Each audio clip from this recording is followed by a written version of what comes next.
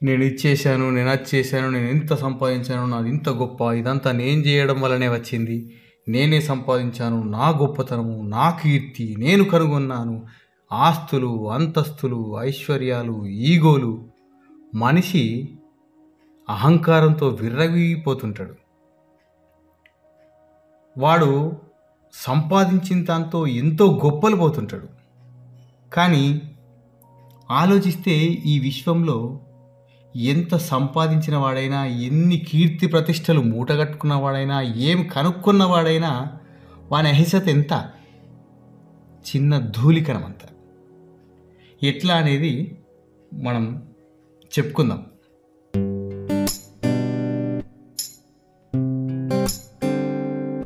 ముందు ఇదంతా కర్మమయం.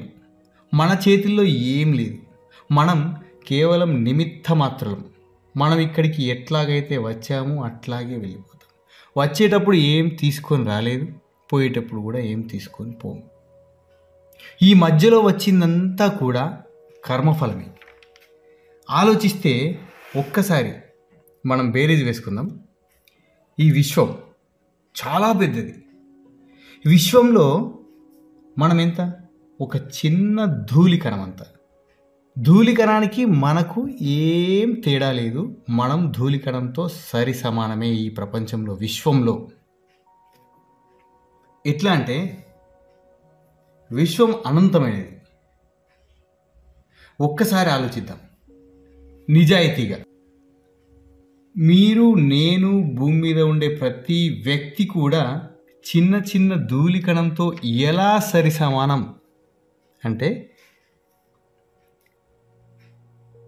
ఈ విశ్వం పుట్టి అంటే బిగ్ బ్యాంగ్ థియరీ ప్రకారం 1400 కోట్ల సంవత్సరాల క్రితం ఈ విశ్వం పుట్టినట్లు విశ్వసిస్తారు పరిశోధకులు. ఈ భూమి ఆవిర్భవించి దాదాపుగా 400 కోట్ల సంవత్సరాలైంది. భూమి మీద జీవి అనేది ఉద్భవించి 370 కోట్ల సంవత్సరాలైంది. అట్లాగే హోమోసేపియన్స్ ఉద్భవించి 3 లక్షల సంవత్సరాలైంది.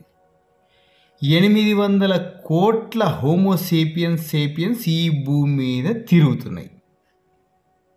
ఆ 800 కోట్ల హోమోసేపియన్స్లలో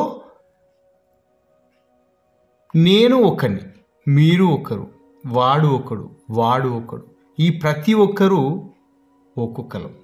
ఒక్కొక్క ధూళికణం అంత.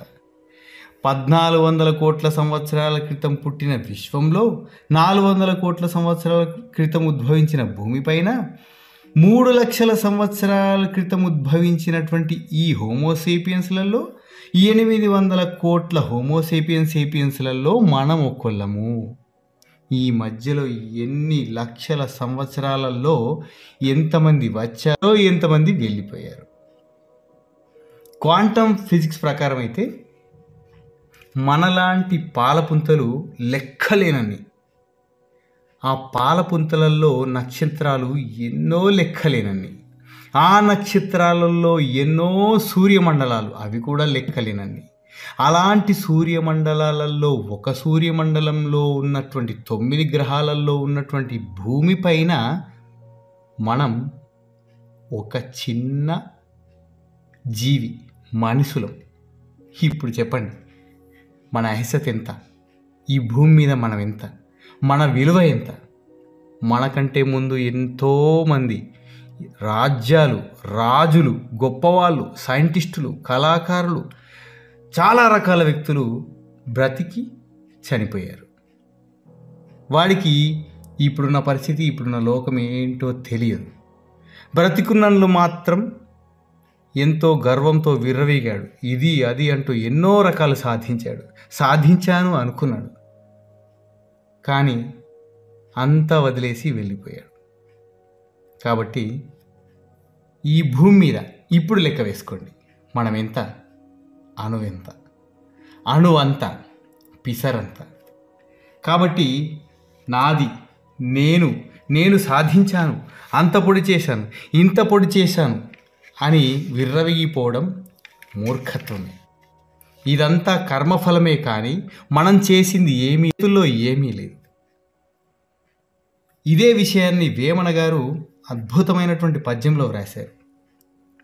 వ్రాత కంటే హెచ్చు వరమీదు దైవంబు, వ్రాత కంటే హెచ్చు వరమీదు దైవంబు, చేత కంటే హెచ్చు వ్రాత కాదు, చేత కంటే హెచ్చు వ్రాత కాదు, కాని పనులను తను కర్మమటందురు, విశ్వదాభిరామ వినురవేమా.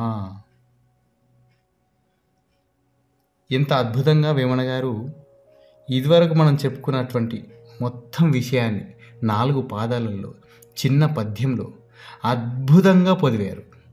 వేమన గారికి హృదయపూర్వక నమస్కారములతో ధన్యవాదములు.